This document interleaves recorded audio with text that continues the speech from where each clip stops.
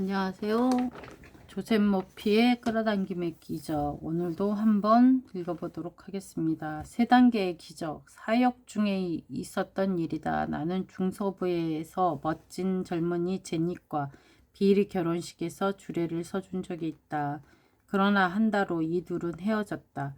제닛은 부모님의 집으로 돌아갔다. 그들의 결혼 생활에 무슨 일이 있었던 걸까? 빌에게 묻자 이렇게 말했다.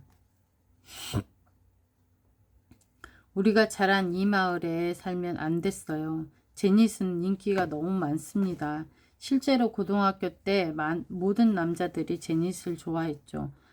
결혼을 앞두고서 제닛이 다른 남자랑 만나면 어떡하지? 하는 생각에 사로잡혔습니다. 제닛을 질투했고 신뢰하지 않았어요.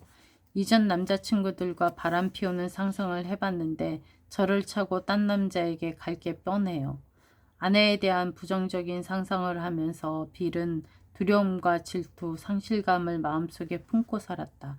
그는 이미 결혼 서약을 파기한 것이다. 언제나 제닛을 소중히 여기고 사랑하고 공경하며 다른 모든 것을 제쳐두고 제닛에게만 충실하겠다고 서약했지만 그 서약을 지키는 대신 제닛을 불신하기 시작했다. 빌의 두려움은 아내의 잠재의식에 전달되었고 두려워했던 일이 실제로 일어났다. 빌의 태도에 상처받고 화가 난 제닛은 지금도 자신에게 마음에 있는 친구에게 공감과 위로를 받고자 했다. 믿음이 현실에서 재현되자 빌은 제닛을 비난했다. 하지만 사실은 빌이 그렇게 믿었기에 믿는 대로 된 것이다. 이런 일이 일어난 원인은 빌과 제닛에게 설명하는 게 목사로서 내 의무였다. 현재 의식과 잠재 의식의 작용을 알게 된 둘은 함께 기도하고 세 단계의 기적을 실천하기로 마음먹었다. 첫 번째 단계, 하루를 우주의 섭리로 시작하라. 아침에 눈을 뜰 때 그들은 우주의 인도를 강구했다. 그리고 서로와 전 세계에 평화와 기쁨, 즐거움을 전했다. 두 번째 단계, 식사 전 감사하라. 그들은 맛있는 음식과 놀라운 축복에 감사 기도를 올렸다. 그들은 어떠한 문제, 걱정, 논쟁도 식탁 위를 오가지 않도록 했다. 세 번째, 잠들기 전에 기도하라. 그들은 성경을 가까이 두고 매일 밤 잠들기 전에 엄선한 성경 구절을 읽었다. 그들은 아버지, 오늘 모든 축복에 감사드립니다. 우주의 섭리는 사랑하는 이에게 잠을 주십니다. 라고 기도를 올렸다. 빌과 제닛 모두 서로에게 상처 주는 일을 하지 않겠다고 맹세했다. 규율을 잡고 임하다 보니 결혼 생활을 정상으로 되돌리고 싶다는 마음이 들었다. 이 과정을 실천하면서 빌과 제닛은 다시 화합할 수 있었다. 쉽지 않은 일인데 비슷한 얘기니까 한 편 더 읽어볼까요? 재결합한 커플. 몇 년 전 두앤과 맞지 두 사람과 다소 이상한 면담을 한 적이 있다. 텍사스주 댈러스에 있을 때 둘은 나를 만나러 호텔에 왔었다. 둘 다 근심 걱정이 가득해 보였다. 두앤이 입을 떼었다. 예전에 결혼했었어요. 아, 그러니까 저희 둘이요. 그리고 헤어졌죠. 제가 멍청하지 않았다면, 외골수만 아니었다면 이런 일은 일어나지 않았을 거예요. 세상은 불공평해요. 마지가 항의했다.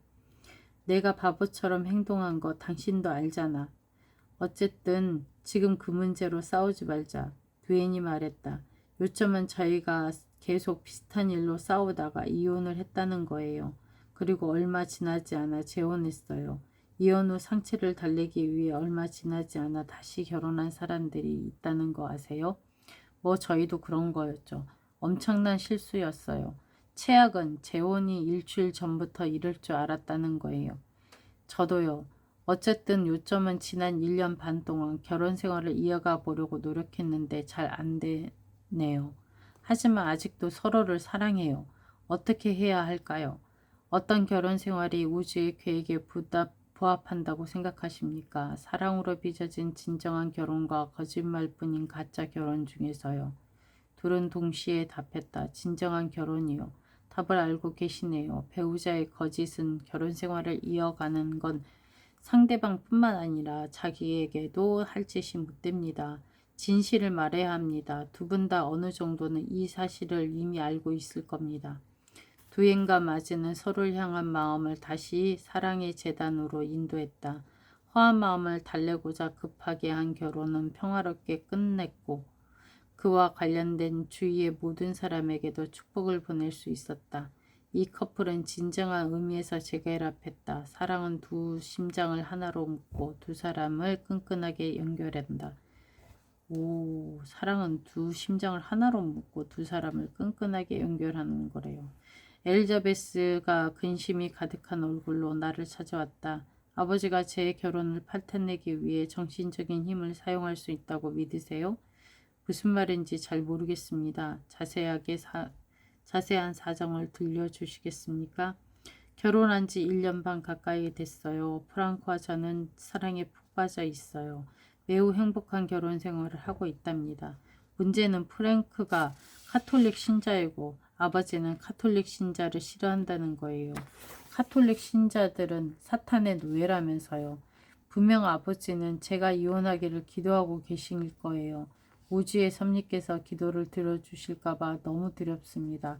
기도를 올리면 우주의 섭리께서 들어주시잖아요. 그렇지 않나요? 그게 바로 박사님께서 가르치는 교리 아닌가요?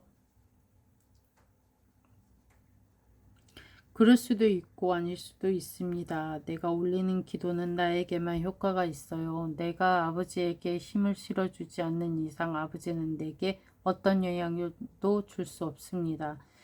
아버지의 기도는 토끼 발바닥이나 바닷가의 자갈과 다를 바 없어요. 아버지의 말을 듣고 아버지가 당신의 결혼 생활을 망칠 수 있다고 믿는다면 결혼식 생활은 이미 절반은 끝난 것입니다. 하지만 본인의 생각과 감정을 이용한다면 아버지도 이에 대항할 수 없을 것입니다. 내 제안에 따라 엘리자베스는 우주의 사랑이 자신과 남편을 결합하듯 그들을 계속해서 하나로 묶어주고 있다고 수시로 기도했다. 우주의 사랑이 자신을 안고 있다고 상상했고 우주의 아름다움과 사랑 조화가 정신과 마음에 스며들고 둘의 삶에 지배한다고 주기적으로 확언했다. 엘리자베스는 자신과 사랑하는 남편 사이에 어떠한 장벽도 없다는 걸 깨달았다. 사랑은 마음에서 우러난다. 젊은 부부가 서로에게 사랑과 은혜, 선한 의지를 발견하고 서로의 덕목을 바라보자 결혼 생활은 날이 갈수록 큰 축복을 받았다. 젊은 여성은 자신의 아버지가 신성함을 이해할 수 있도록 기도했고 아버지는 이제 사이를 품고 사랑하는 방법을 배워가고 있다. 오늘은 여기까지만 읽겠습니다.